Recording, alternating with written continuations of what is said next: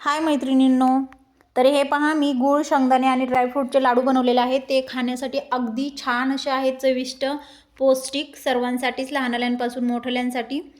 तर त्या रेसिपी पाहण्याच्या अगोदर आपल्या संकल्प सिद्धी टिफिन सर्व्हिस चॅनलला नक्की शेअर, सबस्क्राईब, लाईक जरूर करा आणि आपली पुढील रेसिपी पहा। जे लाडू आपल्या बुद्धिवर्धक आहेत, खूप स्नायूंची बळकटी देतात, तसेच रक्तवाढीलाही छान असतात, लहान मुलांना थंडीमध्ये खाण्यासाठी खूप उपयुक्त असतात। तर साहित्य तुम्ही पाहू शकताय। मी अर्धा किलो शेंगदाणे घेतले आहेत, 250 ग्रॅम गूळ घेतलेला आहे, 250 ग्रॅम तीळ, 250 ग्रॅम बदाम आणि 250 ग्रॅम काजू। तर हे पाहू शकताय मी अर्धा किलो शेंगदाणे अगोदर तव्यावर टाकून घेतलेले आहेत। ते मी असे कुरकुरीत होईपर्यंत लालसर असे मंद आचेवर गॅसवर भाजून घेत आहे। खूप छान असे स्लो गॅसवर आपण शेंगदाणे भाजून घ्यायचे आहेत। खूप असे पटपट गॅसवर शेंगदाणे जर आपण भाजलेस तर त्याला म्हणजे नाही चव येत एवढी।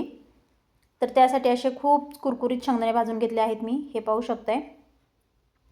हे लाडू हे लहान मुलांपासून ते मोठ्याल्यांपर्यंत खूप पौष्टिक असतात। थंडीचे दिवस आहेत सध्या, तर आपण लहान मुलांसाठी असे लाडू बनवलेस तर मुलं आवडीने खातील, आपणही आवडीने खाऊ शकतो।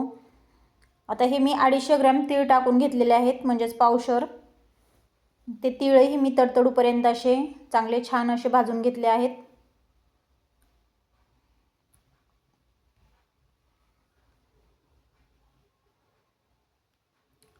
आता मी तव्यावर साजूक घरी बनवलेलं तूप टाकून घेते 1-2 चमचे।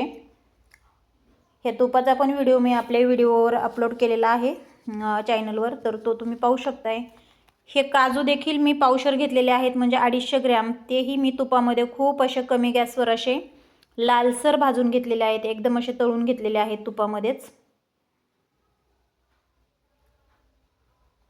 आणि हे पावशर बदाम आहेत 250 ग्रॅमच, ते पण तुपामध्ये खूप असे लाल मंद आचेवर। हे बदाम आपले हे पाहू शकताय व्हिडिओमध्ये तडतड झालेत, फुगलेत बदाम, हे फुललेत, पूर्ण फुललेत बदाम। हे पाहू शकताय कसे तडतड होत आहेत बदाम तव्यावर। अशा मंद आचेवर भाजून घेतलेले बदाम आता आपण हे थंड होण्यासाठी ठेवणार आहोत थोडा वेळ। आणि हे थंड झाल्याच्या नंतर सगळ्यात अगोदर आपण मिक्सरमध्ये पांढरे तीळ बारीक करून घेणार आहोत। हे पांढरे तीळ मुलांच्या आणि मोठ्या माणसांच्या सुद्धा आपल्या हाडांची मजबूतीसाठी खूप उपयुक्त असतात। आता हे तीळ बारीक झाल्याच्या नंतर मी त्याच्यात काजू आणि बदाम टाकून घेणार आहे। आणि ओबडधोबडच हे काजू आणि बदाम बारीक करून घेतलेले आहेत मी, आणि त्याच्यात आता थोडासा गूळ टाकून घेतलाय। हे गूळ पण बारीक करून झालेला आहे आपला। यानंतर मी मिक्सरमध्ये शेंगदाणे बारीक करून घेते। अगदी ओबडधोबड आपल्या दाताखाली असे कुरकुरीत वाजतील शेंगदाण्याचे किंवा बदामाचे, काजूचे तुकडे, अशा प्रकारे बारीक करायचे, पूर्ण भुगा नाही करायचा आहे। आता मी राहिलेला अर्धा गूळ या शेंगदाण्यांमध्ये बारीक करून घेतलाय, हे पाहू शकताय। आणि गूळ आपल्या आपल्या चवीनुसार वापरू शकताय, असं काही नाही कमी जास्त। आता हे राहिलेले गूळ आणि शेंगदाणे मी टाकून घेते मिक्सरमध्ये, आणि हे देखील बारीक करून घेतलेलं आहे मी। खूप चविष्ट आणि पौष्टिक असे लाडू आहेत हे। थंडीच्या दिवसात तर मुलांना खूप उपयोगकारक असतात हे खाण्यासाठी। आता ह्याच्यात सर्वच पदार्थ हे शरीरावर चांगलं काम करतात, चांगला इफेक्ट देतात। गुळामधून लोह भेटते आपल्याला, पांढऱ्या तिळांमधून हाडांसाठी बळकटी भेटते, ड्रायफ्रूटमधून आपल्याला बुद्धीला, मुलांना खूप चालना भेटते असं आपण म्हणतो। बदाम हे बुद्धिवर्धक आहे, तसेच गूळ पण छान असतो खायला। अशा प्रकारे आपण हे लाडू आता बांधून घेणार आहोत। आणि त्याच्यामध्ये पण मी 2 ते 3 चमचे असं तूप टाकून घेतलेलं आहे, सारण काढले त्याच्यामध्ये, जेणेकरून लहान मुलं तूप खात नाहीत कशामध्ये, म्हणून आपण हे असे कशातून मुलांच्या पोटात तर घालू शकतो ना आपण तूप, म्हणजे मुलं पण आवडीने खातील। आणि ह्याची खरंच एक वेळेस रेसिपी नक्की करून पहा, खूप टेस्टी असे लाडू आहेत हे। तुम्ही एक वेळा केल्याच्या नंतर मला नाही वाटत तुम्ही नंतर करणार नाही म्हणून। हे पहा मी अशा पद्धतीने लाडू बांधून घेते।